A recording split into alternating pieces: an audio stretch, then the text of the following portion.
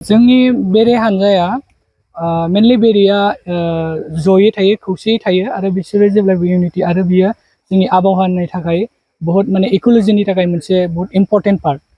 थ' बेखौ नोजोर होनानै जोंबो माने बावखुंग्रिनि जेनाखि आबहावा गुबुंले थासारि जालांनाय बेखौ माबोरैहाय रैखा खालामनो हागोन आरो जोंनि बे बावखुंग्रिल' नङा माने जेनाखि वाइल्ड लाइफ सेंसुरि एरियायाव जेसेबां गोग्लैयो बेखौ माबोरै सोमखोर मिथिंगा महरै जों रैखा खालामनो हागोन बैखौहाय नोजोर आन्दाज होनानै जों बे खामानि हाबाफारिखौ लानाय जादों। मानोना बेवहाय बावखुंग्रियाव जों गोबां जायगानिफ्राय मानसिफोरा बेरायनो फैयो, इन्जय खालामनो फैयो, खिन्थु जों नेचारखौ नायनानै बिनि बिउटिखौ नायनानै जों गोजोननाय लायो। बिनि दैमा दैसा, बिफां लाइफां, दाउसिन दाउला गाबनायफोरखौ खोनानानै दैयावहाय जेनेबा सोरबा दुगैयो, बेरायफैयो। खिन्थु बेयाव फैयोबा जानाय लोंनाय लाबोफायो जोङो सब बहुत किसिमनि जानाय लोंनाय लाबोफायो, जौबो लोंफैयो, जेनेबा सोरबा पिकनिकबो जाफैयो आरो बहुत जाग्रा लोंग्रा लाबोफायो। थ' बेखौ जों माने बेयावनो जानानै गालाङो आरो माने। थ' बेवहाय माने ओरैबायदि अबस्था जालांगासिनो दं दा सिटुवेसना ओरैबायदि जाबाय, जुदि बिदि जाबाय थायोबा दिनैहाय थ' गाबोन समफोरहाय माबायदि जालांगोन बिनि जायगानि जेनाखि नुथाया। थ' बेयो जोंनि आबहावानि थाखायबो गाज्रि आरो समाजनि थाखायबो गाज्रि, बुहुत गुबुंले आरो जाहाथे माने बिदि खालामा। माने जों नेचारखौ फुजिनो रोंनांगोन, अब्लासो जोंबो नेचारनिफ्राय अननाय मोनगोन। थ' जों नेचारखौ नायनानै नुनानै बिनिफ्राय जों अननायल' लानानै माने बेखौ जोथोन लानो रोङाबा बियो जोंनि थाखाय मोनसे बहुत गिदिर गोरोन्थि आरो माने।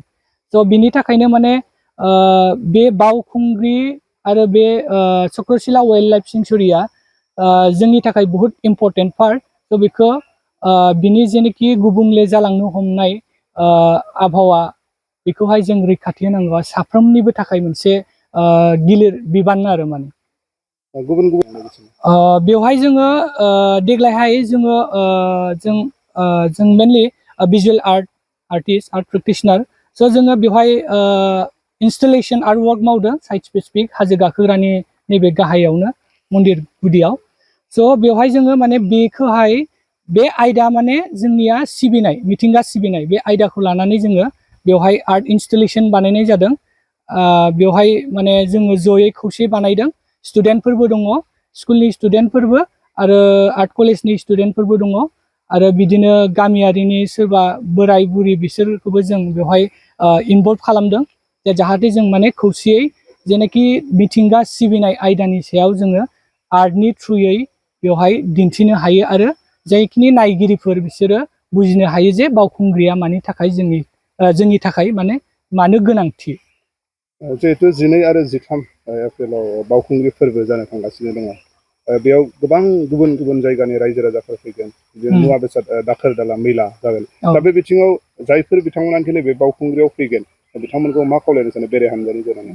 आं बेखौनो खावलायनो सानो दे जाहाथे नायगिरि बिथांमोना जुदि नायोब्ला माने बेवहाय जेब्ला बेरायनो फैगोन होनब्ला गावजों लोगोसे जाग्रा लोंग्रा लाबोफागोन आरो बेजों लोगोसे प्लास्टिक, सिंगल इउज प्लास्टिक बथल जिखुनु जाया लाबोफानाय जाखागोनखा।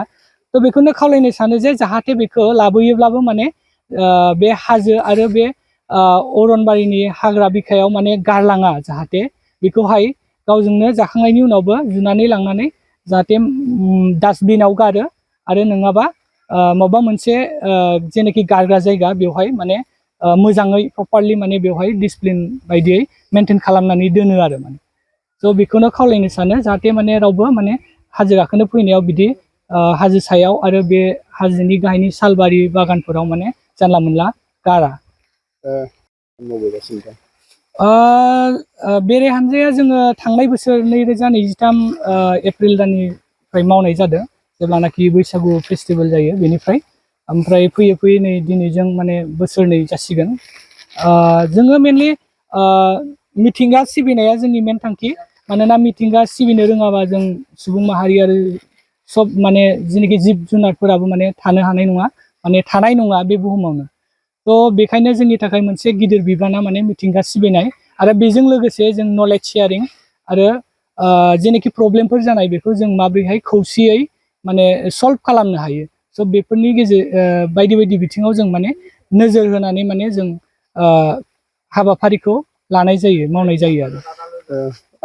दासिमाव जिहेतु 7 बोसोर जाबाय बबे बबे एरियायाव बेफोरबायदि हाबाफारिखौ लानाय जादों?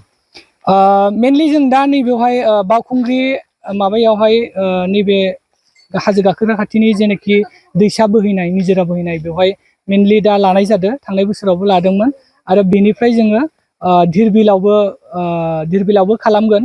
धिरबिलनिया सोलिगासिनो आरो जों दा माने टटेल बे चक्रशिला वाइल्ड लाइफ सेंक्सुरि जेनाखि एरिया बेनि खुगा सल'फोर जेरै आरो मिथिंगाया माबोरै जोबस्रांलांखो, गोदोहाय माबायदि हाजोफोरखौ गाखोयोमोन, माबायदि सिबियोमोन, बैफोरखौ जोङो डाटा कालेक्सन खालामदों।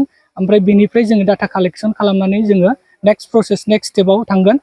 थ' दा जों बे खामानिया सोलिगासिनो आरो।